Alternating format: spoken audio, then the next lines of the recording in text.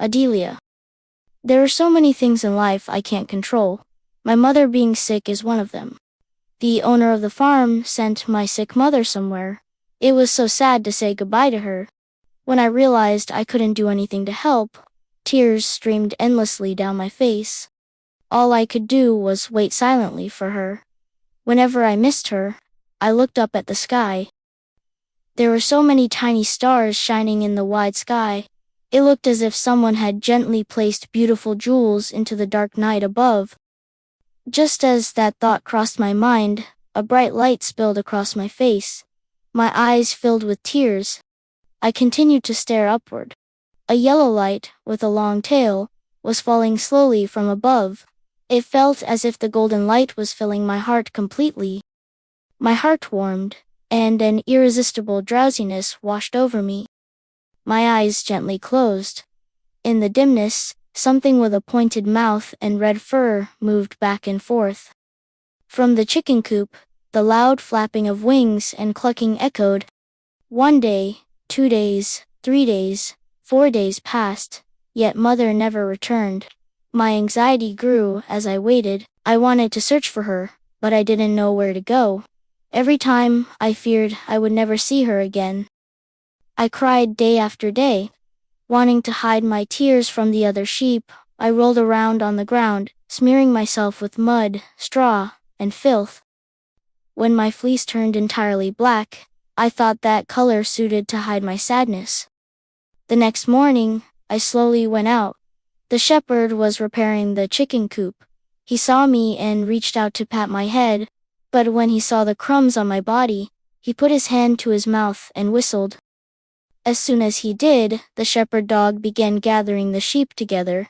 The shepherd packed a water bottle and some treats into his bag, then slung it over his shoulder. The dog ran around busily, making sure the sheep left the farm gate one by one.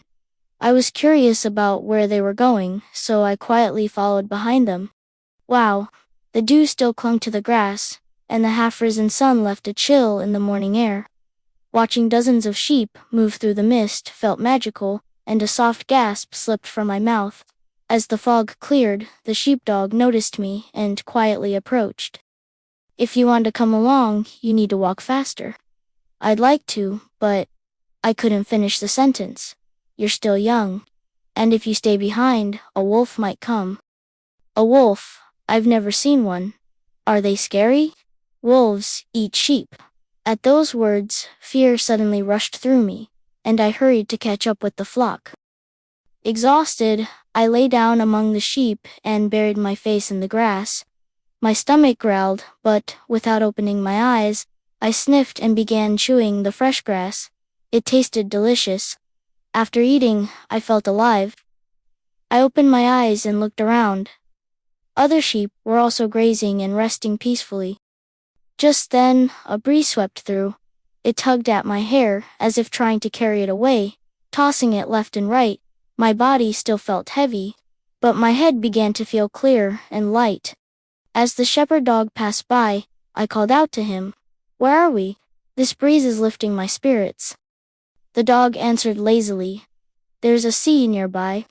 The wind blows because of the sea." The sea? I've never heard of that before. That's where your mother went. The farmer said there was a big ranch by the sea, and a vet lived there. So he sent your mother there to cure her illness. So my mother went to the sea.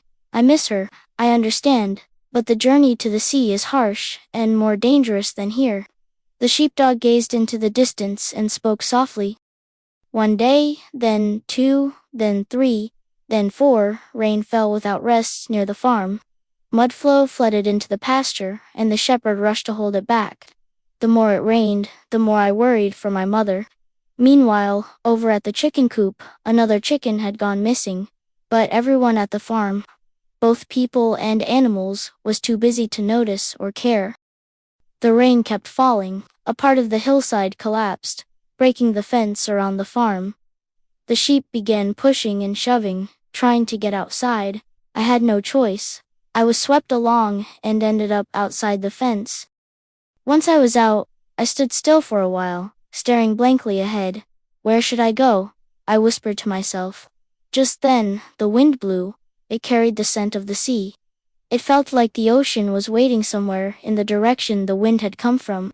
So I began to walk, without thinking, simply following the breeze. My legs began to tremble. The thought of crossing the hill and walking through the forest all alone, without the shepherd dog, filled me with fear. Are there wolves in the forest? If one appears, what should I do? Should I die or fight? I had never been through anything like this before. So I worried, even though I didn't fully understand how deep my fear really was. But my legs were shaking even more than before. As soon as I stepped into the forest, the branch beneath my foot snapped with a loud crack that echoed through the trees. The sound was so sharp and sudden that my legs trembled even more. Deep in the woods, I saw a red tail behind a tree. I screamed in fear and shut my eyes tightly. After a while, I opened my eyes and saw something covered in red fur standing in front of me. After a moment, I slowly opened my eyes again and saw something covered in red fur standing in front of me. I was so scared I couldn't speak. My whole body shook as the red-furred figure stared at me with a curious smile. Are you a wolf? I'm not a wolf, I'm a fox. A fox? Do foxes eat sheep? We don't. We like chickens. Did you take the chickens from our farm? The fox didn't answer, only stared. While talking with the red fox, Adelia's legs began to shake. Before long, all her strength gave out, and she sank to the ground. I didn't even do anything. What's wrong? The fox tilted her head, as if she truly didn't understand. I thought you might be a wolf. Wolves eat sheep, I see. You're a sheep. Do sheep taste good? No, I don't taste good, I replied. Smiling, the fox continued. We foxes don't eat sheep, but if we're hungry, who knows? The fox looked closely at Adelia's face, then said quietly, I think I saw you once at the farm. Yes, I lived at the farm, Adilia replied. Then why are you here now? I'm on my way to find my mother. Tears began to gather in the red fox's eyes, but Adilia didn't know why. Where are you going? The fox wiped her eyes with a front paw and answered, To the sea. Adilia spoke as if she already knew the place. Why, the sea? My mother got sick, and the farmer sent her somewhere. He said it was by the sea. Do you think my mother went to the sea too? The fox tilted her head and continued. Was your mother taken from your side by someone too? Adilia asked again. The red fox shook her head and continued. No, it rained too much, and there was a landslide. My mother was on the other side when the earth gave way, and we got separated. I've been looking for her for days, but the red fox couldn't go on. Tears welled up quietly in its eyes. I can't waste time like this. I have to find my mom quickly. Adilia said this to the red fox and began walking through the forest again. The red fox stood there for a while, then soon followed behind me and spoke. My name is Zerda. I don't know where to start looking for my mom, so can I come with you? Adilia couldn't say no after seeing the sorrowful look in Zerda's eyes, but she was too scared to speak, so she just nodded. A part of Adilia still felt unsure. What if Zerda got hungry and tried to eat Adilia? But somehow Zerda didn't seem as dangerous as a wolf. We walked for a while together. The scent of the sea, carried by the wind, was growing stronger. The forest around them was beginning to brighten, and it felt as if they were nearing the end of the woods. Then, behind a tree, a gray tail came into view. Ah, it's a wolf! Adilia cried out in fear. Ah, a wolf! Zerda shouted too, almost by accident, echoing her. But then Zerda looked at the tail closely and said again, Wait a minute, why is the tail so small? Are wolf tails usually bigger? Wolves are much bigger than me. The fox is more cautious, so I'll go first. Just as Zerda took a step toward the tail, it suddenly moved and climbed up the tree. It was a squirrel. What a relief! Adilia told Zerda that if a wolf ever came, she would try to climb a tree like the squirrel.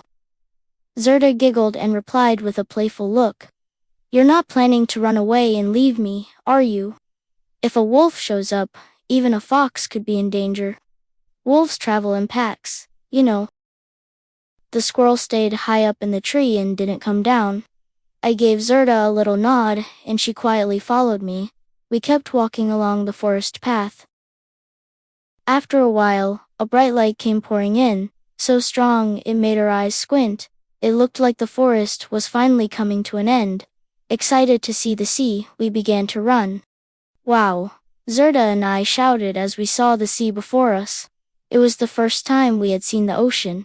And it was so wide, it felt too big to fit inside our hearts. All we could do was take it in with our eyes and whisper words of wonder. Even the sand tickling our toes felt strange and amazing. We ran along the beach, trying to catch the wind, but the wind was always quicker and slipped away before we could reach it. On tall sand dunes, we slid down laughing, and when the waves rushed toward us, we stepped back. As the waves pulled away again, we followed them into the sea. Every time that happened, seagulls would fly over our heads. They would ignore us and just stare at us when they flapped their wings and flew leisurely along the wind. I wished I could fly too.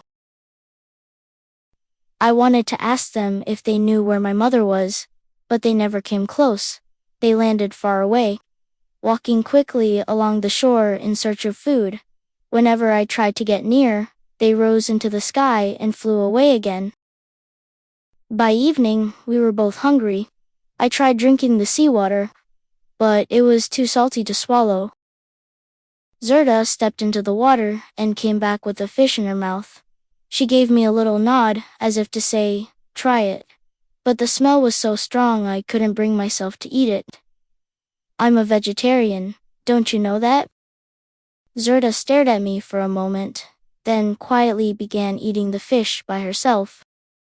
One day, then two, then three. By the third day, our stomachs began to ache. The way Zerda ate her fish had changed. Her eyes looked like she was craving tasty chicken. I also wanted to eat some fresh grass.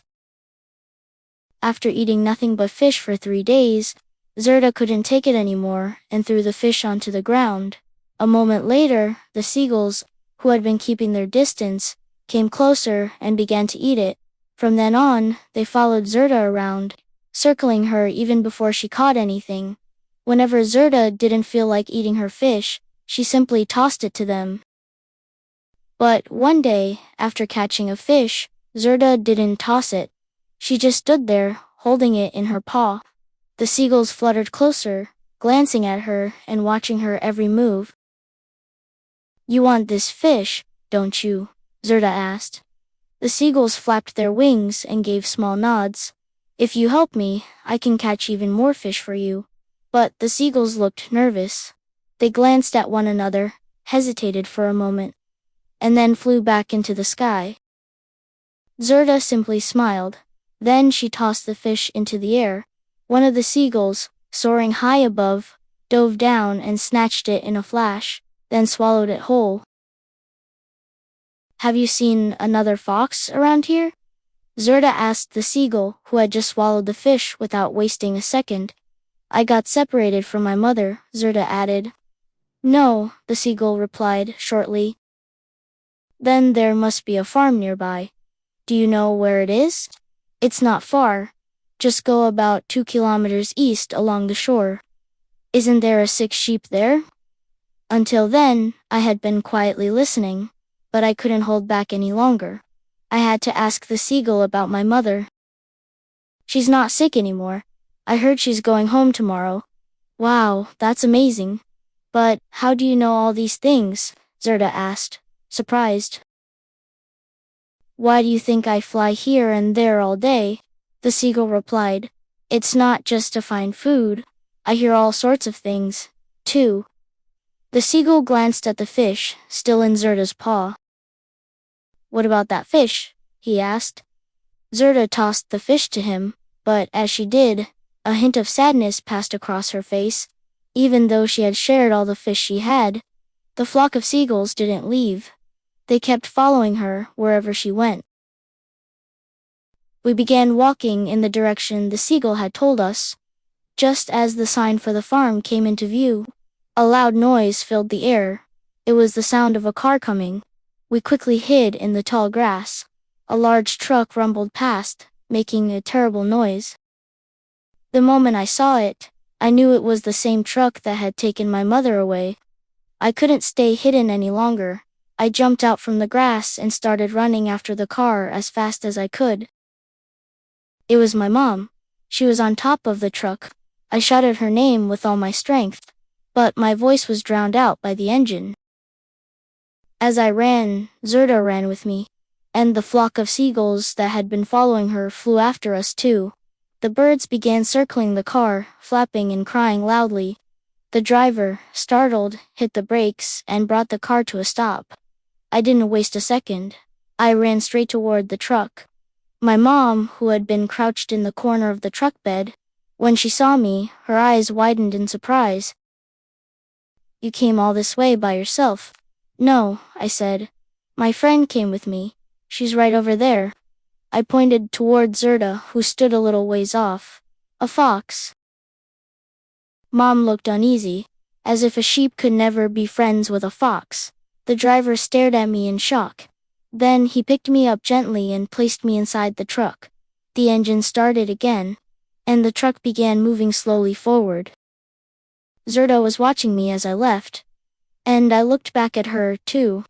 There were tears shimmering in Zerda's eyes.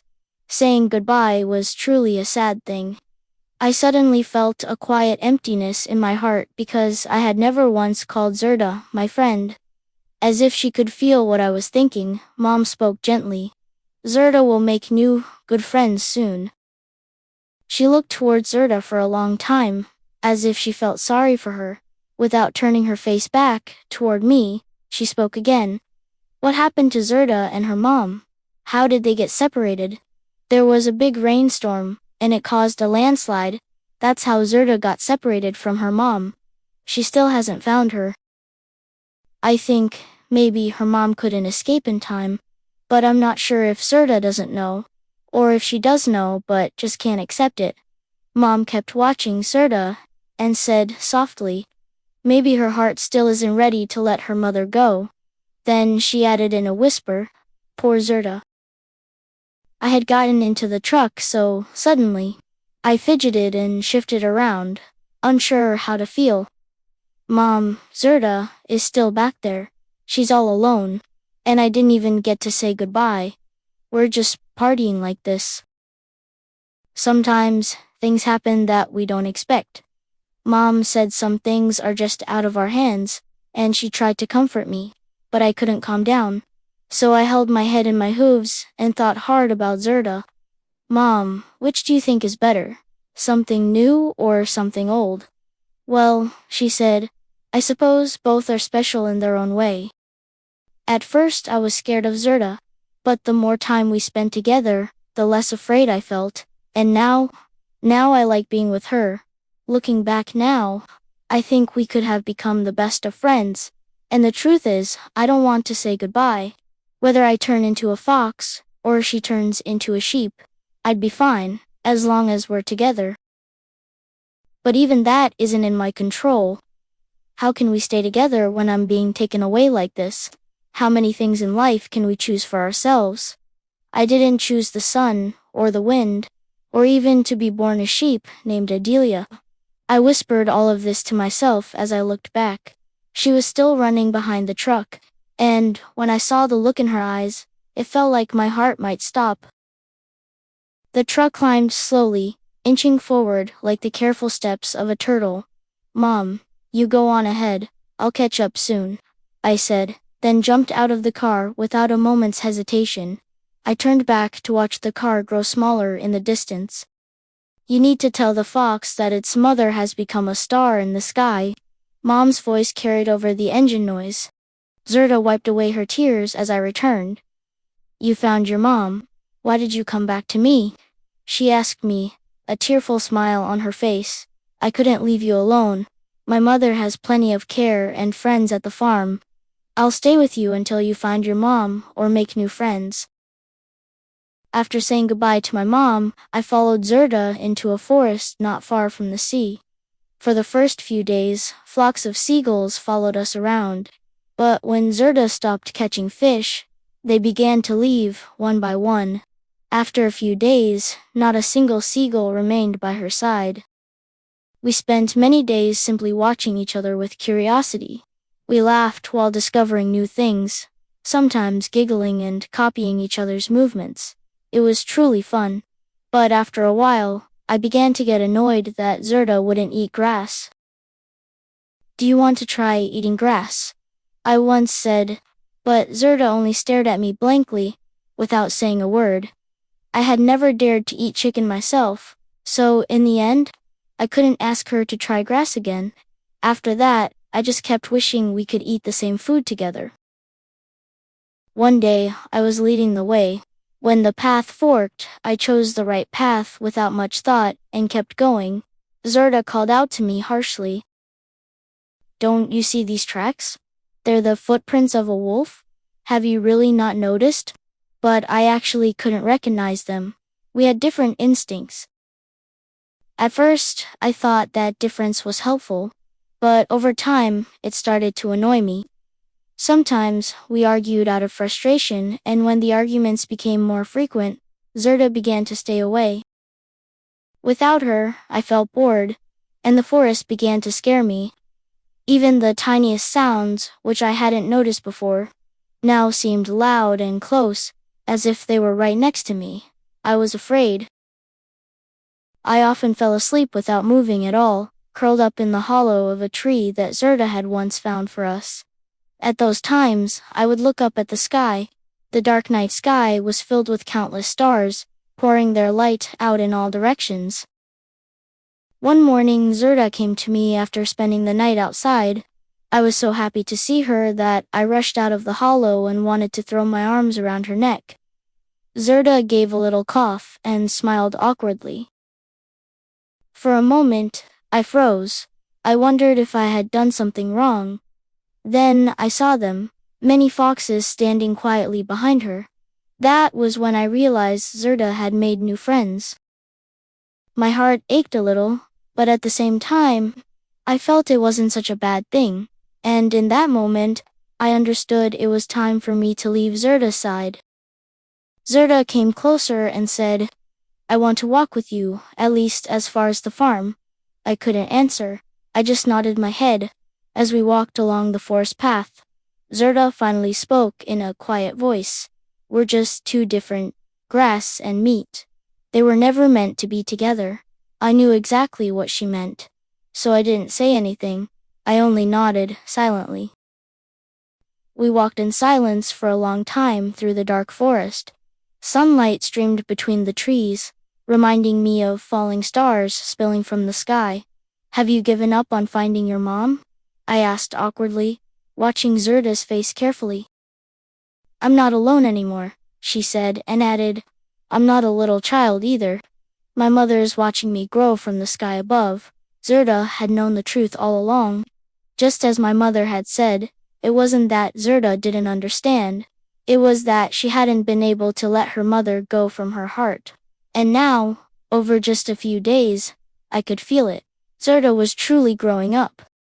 Zerda and I walked together all the way to the entrance of the farm. Her new friends followed behind us, keeping a little distance. When Zerda said goodbye, my throat tightened and I couldn't say a word. I simply nodded and slowly walked through the gate. As I looked back and saw her leaving, tears welled up in my eyes. The moment I stepped inside, the shepherd dog ran toward me, barking loudly. The family at the farm, along with my mother, came rushing out and surrounded me, asking if I was all right. But I couldn't hear their voices. All I could see was Zerda walking away. That night, I couldn't sleep. Thoughts of Zerda filled my mind.